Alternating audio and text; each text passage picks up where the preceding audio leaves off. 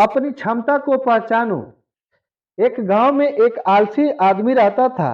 वह कुछ काम धाम नहीं करता था, बस दिन भर निठल्ला बैठकर सोचता रहता था कि किसी तरह कुछ खाने को मिल जाए। एक दिन वह यूं ही घूमते घूमते आम के एक बाग में पहुंच गया। वहां रसीले आमों से लदे कई पेड़ थे। रसीले आम देखकर उसके मुंह में पानी आ गया और आम तोड़ने वह एक पेड़ पर चढ़ गया।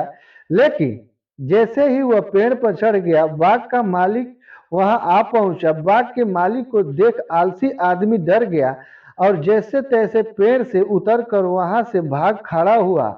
भागते भागते वह गांव के बाहर स्थित जंगल में जा पहुंचा। वहां बुरी तरह से थक गया था, इसलिए एक पेड़ के नीचे बैठकर सुस्ताने लगा। तभी उसकी नजर एक लोमड़ी पर पड़ी।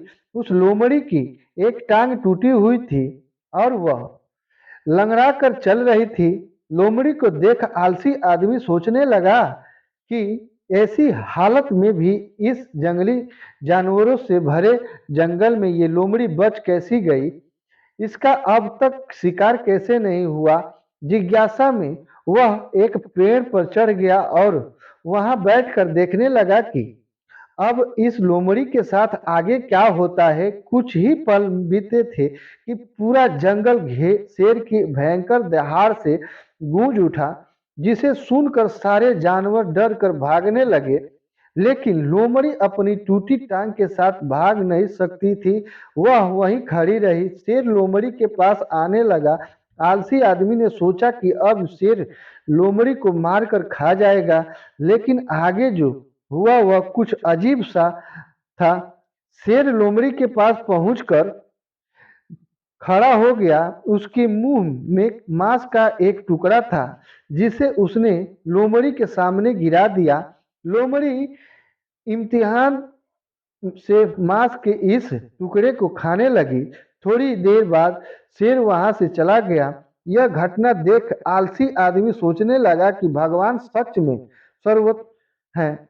उसने धरती के समस्त प्राणी के लिए, चाहे वह जानवर हो या इंसान, खाने पीने का प्रबंध कर दे रखा है।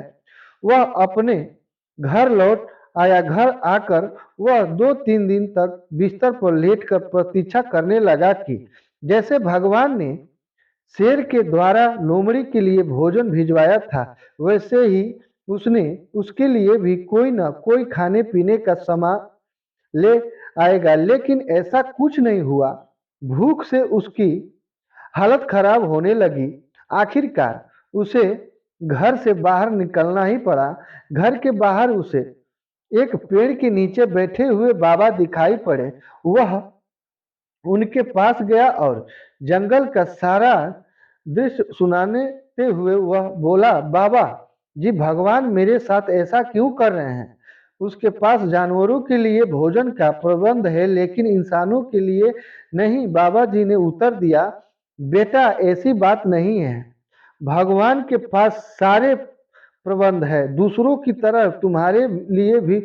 लेकिन बात यह है कि तुम्हें लोमड़ी नहीं शेर बनना चाहते हैं। सीख मिलता है हमें इस कहानी से कि हम सबके भीतर क्षमताओं का असीमित भंडार है।